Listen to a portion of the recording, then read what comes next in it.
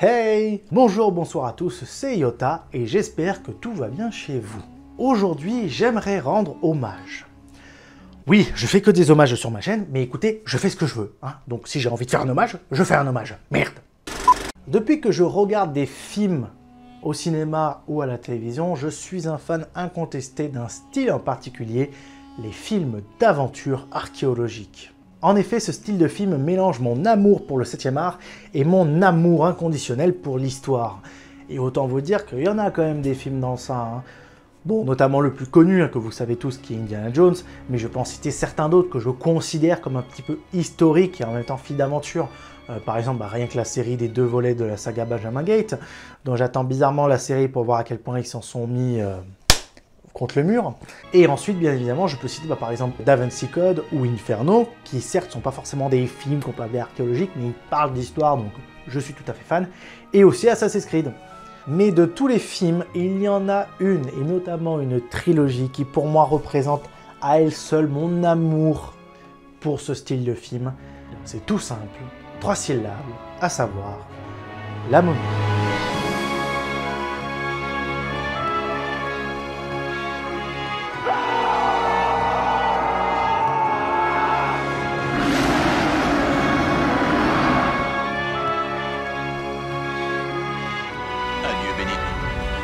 Et dans cette saga, il y a un acteur, un personnage phare qui porte toute l'attention et toute l'aventure depuis le début. Un homme connu comme le Grand O'Connell, à savoir Brendan Fraser.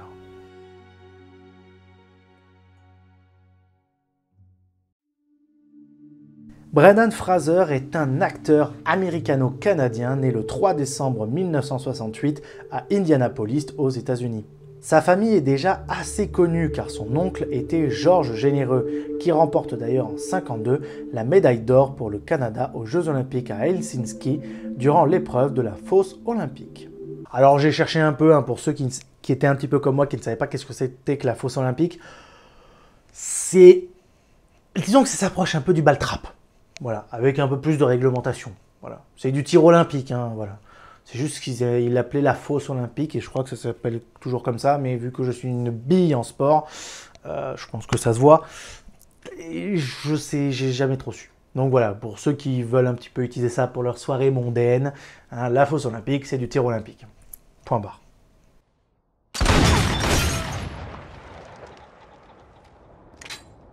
What did you say you did for a living?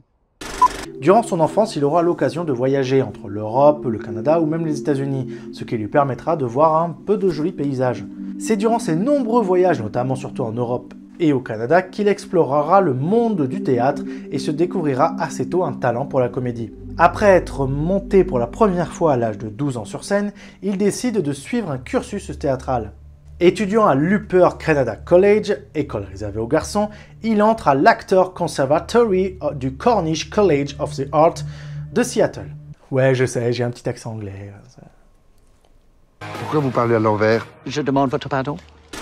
Dès son diplôme obtenu, il part chez la mère patrie russe en entrant au théâtre Sovremennik de Moscou, puis entre dans une troupe de théâtre à Ellisburg, à Washington. Ah ouais, lui, il fait pas dans la dentelle. Il est arrivé, il est parti dans un pays communiste, il revient dans un pays capitaliste. Lui, il est free and peace, Eh mec, t'as pas du feu?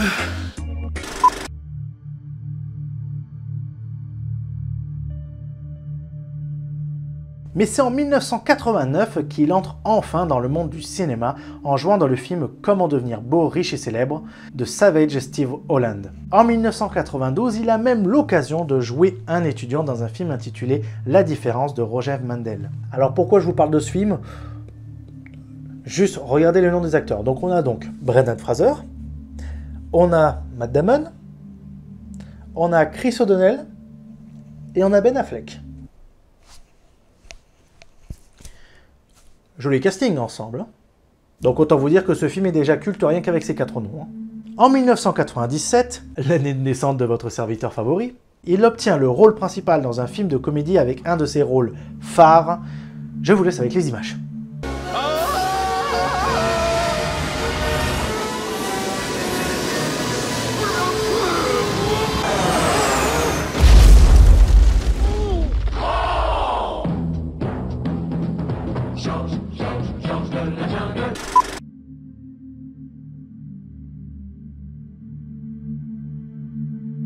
On arrive à l'année 98 qui pour moi est l'année phare de notre cher acteur.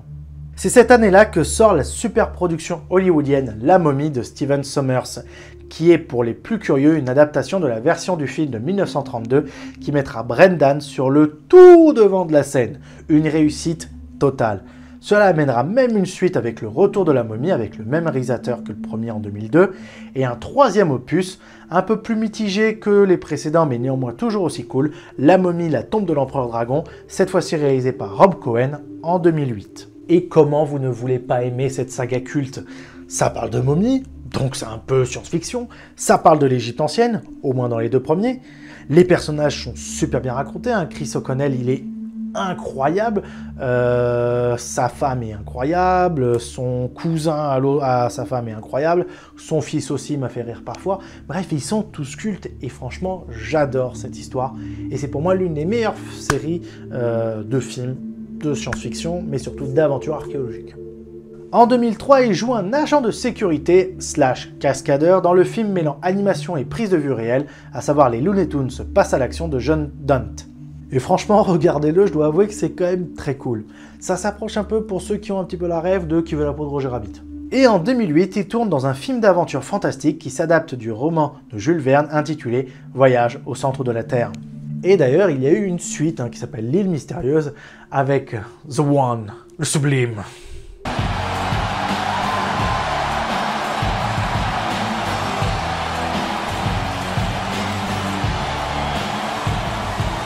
La même année, tant qu'on parle d'adaptation de livres, il prend place dans un film Cœur d'encre, adaptation donc de la trilogie d'encre écrite par l'écrivaine Cornelia Funke.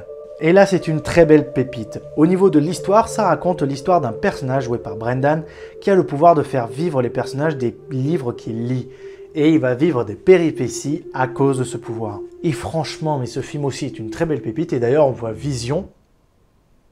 Non, excusez-moi, Paul Bettany. On voit Paul Bettany dans ce film. Et je dois avouer que ouais, tous les acteurs sont bons. Et l'histoire est cool. Franchement, ça raconte... Je crois qu'il se situe un petit peu en France en plus et tout. C'est un très bon film pour enfants, donc je vous le conseille aussi si vous voulez voir un film avec vos enfants. Bon, je vais vite fait vous en citer d'autres, mais bon, j'ai la flemme de toutes les expliquer comme ce que je viens de faire. Il a joué dans Un Américain bien tranquille, où il joue un membre d'une mission d'aide médicale aux côtés de Michael Caine, qui lui joue un journaliste chevronné en pleine guerre d'Indochine. Il a également joué le sergent Stone dans G.I. Joe, le réveil du cobra, et également a remplacé l'acteur Ray Liotta pour le film Line of Descent. Donc oui, il a un joli CV, avant que tout s'arrête brusquement.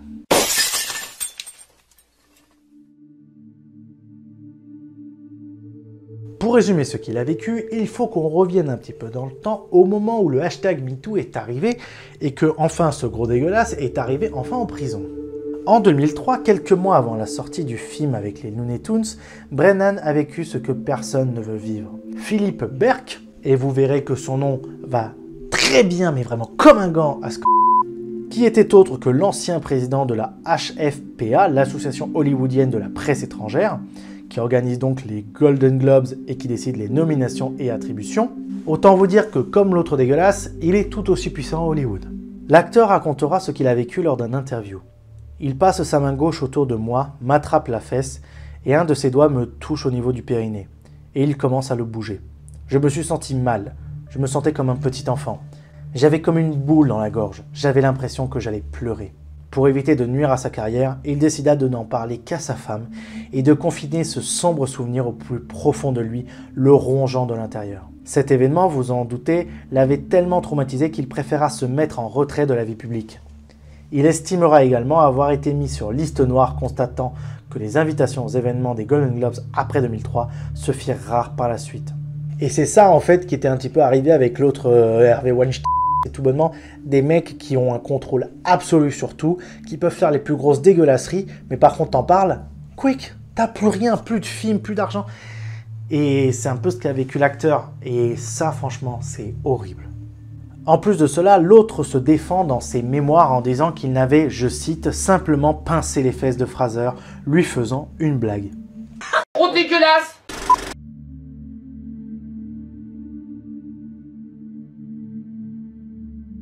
On le retrouvera enfin sur le grand, ou plutôt le petit écran, dans des séries comme Condor en 2018, ou même au cinéma, mais dans des plus petits rôles, comme en 2009 avec The Poison Rose de George Gallo et Francesco Cinquemani, ou même en 2021 avec No Sudden Move de Steven Soderbergh.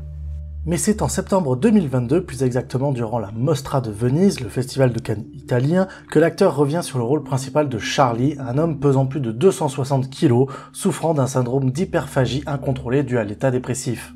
Ne me posez pas la question, je suis pas médecin. Ce rôle, il le joue dans le film nominé appelé The Whales de Darren Aronofsky. Et franchement, je vous montre cette image qui a fait le tour des réseaux sociaux et elle fait vraiment plaisir. Revoir enfin Brendan sur le devant de la scène, applaudi de longues minutes, ça montre à quel point les gens attendaient son retour et il le fait en grande pompe. En plus de cela, on peut aussi dire qu'il devait jouer dans le film Bad Girl, aujourd'hui annulé, ou même qu'il va jouer dans le prochain film de Martin Scorsese, s'il vous plaît du peu, appelé Killer of the Flower Moon, qui sortira en 2023.